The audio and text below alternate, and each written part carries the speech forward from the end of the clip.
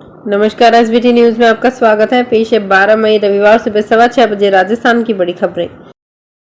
लोकसभा चुनाव के चौथे चरण में 10 राज्यों एवं केंद्र शासित प्रदेशों की 96 सीटों पर प्रचार अभियान शनिवार 6 बजे थम गया। चौथे चरण का मतदान सोमवार 13 मई को कराया जाएगा। इसमें 1717 उम्मीदवारों के भाग्य का फैसला होगा। कुल 7 चरणों के इस चुनाव में चौथे चरण के मतदान के साथ आंध्र प्रदेश और तेलंगाना सहित 18 राज्यों और 4 केंद्र शासित प्रदेशों के सभी लोकसभा सीटों पर मतदान कराने का काम पूरा हो चुका होगा। सभी क्षेत्रों की मतगणना एक साथ कराई जाएगी। चुनाव आयोग ने चौथे चरण की वोटिंग को लेकर पूरी तैयारी कर ली है और इसमें मतदाताओं की भागीदारी बढ़ाने के लिए मतदाता जागरूकता कार्यक्रम आयोजित किया है।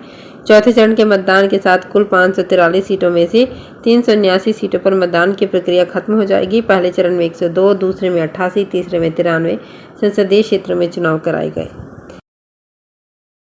राजस्थान में एक नया पश्चिमी विक्षोभ सक्रिय होने के कारण शनिवार सुबह शहर और आसपास के इलाकों में अंधड़ के साथ बारिश हुई। बारिश के दौरान लोहावट क्षेत्र में चने के आकार के ओले गिरे। मौसम के बदले इस मिजाज ने लोगों को गर्मी से राहत दिलाई। तापमान में भी करीब 2 डिग्री की कमी आई है। मौसम विभाग ने अगले 3 दिन बारिश को लेकर ऑरेंज अलर्ट जारी किया है। वहीं जोधपुर में कई जगहों पर हवा के साथ बूंदाबांदी हुई। पश्चिमी राजस्थान में मौसम बदलने से भीषण गर्मी के तेवर ढीले पड़ गए हैं। अधिकतर जिलों में शुक्रवार रात और शनिवार सुबह आंधी बारिश और ओले गिरे। जोधपुर में आज सुबह करीब 5 बजे बारिश हुई। इससे पहले तेज धूल भरी हवाएं चली। बाद में काफी देर तक बारिश हुई।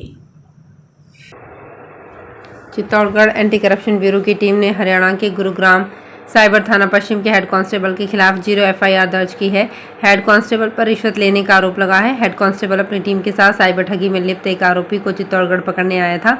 इस दौरान आरोपी को छोड़ने के बदले में 2 लाख रुपयों की डिमांड की थी। बाद में 70,000 रुपये मांगे थे। इसका सत्यापन भी एसीबी चित्तौड़गढ़ द्वारा कर लिया गया था, लेकिन ट्रैप की कार्यवाही पूरी नहीं होने के कारण सत्यापन के रिकॉर्ड के आधार पर मामला दर्ज किया जाएगा।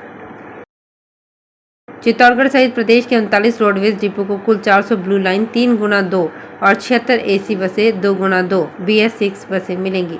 एसी बसें प्रदेश के 14 डिपो को ही मिलेंगी। इसमें डिलक्स डिपो को सबसे अधिक 30 एसी बसें उपलब्ध होंगी। इसके अलावा 3 डिपो को 2-2 और शेष 10 आगार को 4-4 नई एसी बसें मिलेंगी। राजस्थान रोडवेज के प्रदेश के 39 डिपो को चमचमाती और सुविधाजनक नई बसों के मिलने का सिलसिला शुरू हो गया है। जागो जयपुर जगमग जयपुर अभियान के तहत हेरिटेज निगम की टीम जिला रसद कार्यालय पहुंची। सुबह 7 से 9 बजे तक चले अभियान में पूरे परिसर को रेड स्पॉट फ्री बनाया गया। निगम के स्वच्छता प्रहरियों ने श्रमदान के दौरान रेड स्पॉट को साफ किया। इस दौरान निगम की टीम के साथ जिला रसद अधिकारी तुलिका सैनी ने अपनी टीम के साथ श्रमदान किया। राजस्थान में नवगठित जिलों में तैनात कलेक्टर सबसे तेज गति में फाइलों का निपटारा कर रहे हैं। हाल ही में सरकार ने ई फाइलिंग सिस्टम में प्रदेश के 47 जिलों की कलेक्टरों की रैंकिंग जारी की है। इसमें सलूम्बर कलेक्टर सबसे तेज हैं और वे अपने कार्यालय में आने वाली एक फाइल 11 मिनट में निपटा रहे हैं। वहीं 3 जिलों के कलेक्टरों को फाइल निपटाने में 22 घंटे तक लग रहे हैं। झुंझुनू के मंडावा मोड़ पर कई दिनों से जमीन से निकल रहे मिट्टी के बुलबुले की जांच के लिए शनिवार को geological survey of India Jaipur की टीम झुंझुनू पहुंची। सबसे पहले टीम ने जहां से मिट्टी के बुलबुले निकल रहे थे वहां का तापमान चेक किया। उसके बाद जेसीबी मशीन से खुदाई करवाई। फिर अलग अलग गहराई पर मिट्टी के सैंपल लिए गए। अलग अलग गहराई पर मिट्टी के सैंपल लेकर खुदाई में एक पाइपलाइन निकला है, लेकिन गैस की कोई कनेक्टिविटी नहीं है, उसका सैंपल भी लिया गया है। इसके अलावा पीएचईडी विभाग से भी जानकारी ली जाएगी। राजस्थान में 5 साल से पुराने रजिस्टर्ड वाहनों पर फैंसी नंबर प्लेट लगाने वाले वाहन मालिकों को अब high security registration number plate लगानी होगी। पुराने वाहन पर 30 जून 2024 तक ये प्लेट नहीं लगाने पर परिवहन विभाग वाहन मालिक से भारी भरकम जुर्माना वसूलेगा। पुराने वाहनों के मालिक high security registration number plate के अधिकृत डीलर्स से ये नंबर प्लेट किसी भी शहर में लगवा सकेंगी। सरकारी कर्मचारियों के साथ निजी कंपनी के कार्मिकों को वेतन वृद्धि का पूरे साल इंतजार रहता है। ये वेतन वृद्धि वेतन के साथ अंत में मिलने वाली पेंशन में भी लाभ देती है, लेकिन महज 12 घंटे पहले की सेवानिवृत्ति शिक्षकों की 1 साल की वेतन वृद्धि को स्वाहा कर रही है। ये मार राजस्थान के शिक्षक लंबे समय से झेल रहे हैं। न्यायालय इस मामले में शिक्षकों के पक्ष में है, लेकिन सरकार की ओर से सुनवाई नहीं हो पा रही है। शिक्षा विभाग में अमूमन 1 जुलाई से नया शिक्षा सत्र शुरू होता रहा है। यही वजह है कि शिक्षकों की ज्वाइनिंग भी 1 जुलाई को होती है। 1 जुलाई को ड्यूटी ज्वाइन करने वाले शिक्षक 30 जून को सेवानिवृत्त हो जाते हैं। नियमानुसार ठीक 1 साल बाद शिक्षकों को वेतन वृद्धि का लाभ मिलता है, लेकिन कुछ घंटे पहले सेवानिवृत्त होने के कारण शिक्षकों को पूरे 1 साल के इंक्रीमेंट का नुकसान झेलना पड़ता है। जयपुर में तेज गर्मी और धूप से लोगों को राहत देने के लिए नगर निगम ग्रेटर ने नई पहल शुरू की है। नगर निगम ग्रेटर की तरफ से जयपुर शहर में ट्रैफिक सिग्नल पर ग्रीन शेड लगाकर वाहन खड़े होने वाले वाहन चालकों को छांव उपलब्ध करवाने का प्रयास किया है। इसकी शुरुआत रामबाग चौराहे से की गई है, जहां बड़ा ग्रीन शेड लगाकर छांव का प्रबंध किया गया। कोटा में नकली घी बनाने की फैक्ट्री को 15 दिन के लिए सीज किया गया है। फैक्ट्री में टीन और डिब्बों में मिलावटी घी भरा हुआ था। कृष्णा और बाल गोपाल के ब्रांड से बाजार में 400 रुपये लीटर बेचा जा रहा था। जांच के दौरान घी का रंग और खुशबू अलग मिली। करीब 24 लाख रुपए का सामान जब्त कर सैंपल जांच के लिए भेजा गया।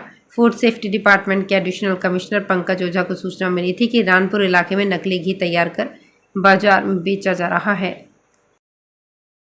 जैसलमेर में लंबे समय से अधूरे टाउन हॉल का काम दोबारा शुरू हो गया है।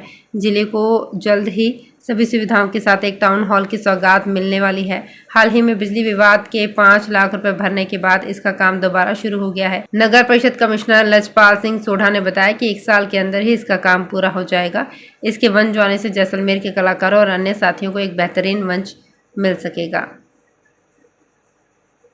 रेलवे के उपक्रम IRCTC दौसा के श्रद्धालुओं को 7 ज्योतिर्लिंगों के दर्शन के लिए विशेष ट्रेन चलाएगा। 11 दिन का ये धार्मिक टूर 1 जून को जयपुर से रवाना होकर वाया अजमेर, भीलवाड़ा, चित्तौड़गढ़ और उदयपुर से सवारियां लेते हुए जाएगा, जिसमें नागेश्वर ज्योतिर्लिंग, सोमनाथ, त्र्यंबकेश्वर, भीमाशंकर, घृष्णेश्वर, महाकालेश्वर और ओंकारेश्वर ज्योतिर्लिंग के दर्शन के साथ भेंट द्वारका और द्वारकाधीश मंदिर दर्शन का मौका मिलेगा।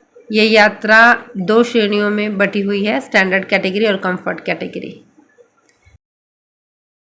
जयपुर अंतर्राष्ट्रीय एयरपोर्ट के टर्मिनल 1 पर फिर रौनक लौट सकती है। एयरपोर्ट प्रशासन 21 मई से यहां से हज फ्लाइट्स का संचालन करेगा। इसके बाद इसे नियमित रूप से शुरू किया जाएगा। संभवतः अगस्त के अंत में या फिर सितंबर की शुरुआत से एयरपोर्ट के टर्मिनल 1 से नियमित फ्लाइट संचालन शुरू हो सकती है। 21 से 27 मई तक हज की कुल 9 फ्लाइट्स का डिपार्चर होगा। मंगलवार, गुरुवार, शनिवार, रविवार और सोमवार को एक फ्लाइट चलेगी, जबकि बुधवार, शुक्रवार को प्रतिदिन 2-2 उड़ानें संचालित होंगी। बीकानेर में बॉर्डर एरिया के युवाओं में बढ़ती नशा प्रवृत्ति राष्ट्र के लिए चुनौती है। युवाओं को इसके प्रति जागरूक करना होगा। सीमा पार से मादक पदार्थ तस्करी को रोकने में ग्रामीण और खासकर युवा मुख्य भूमिका निभा रहे हैं। ये बात सीमा सुरक्षा बल के DIG इंटेलिजेंस जोधपुर प्रवीण बख्शी ने कही। बीकानेर दौरे पर आए DIG ने सीमावर्ती क्षेत्र के गांव 14 बीडी के ग्राम पंचायत सभागार में सीमावर्ती क्षेत्र के सरपंचों, पूर्व सरपंच और ग्रामीणों के साथ संवाद किया। तो फिलहाल खास खबरों में इतना ही, और ताज़ा खबरों की जानकारी के लिए देखते रहिए SBT न्यूज़। धन्यवाद।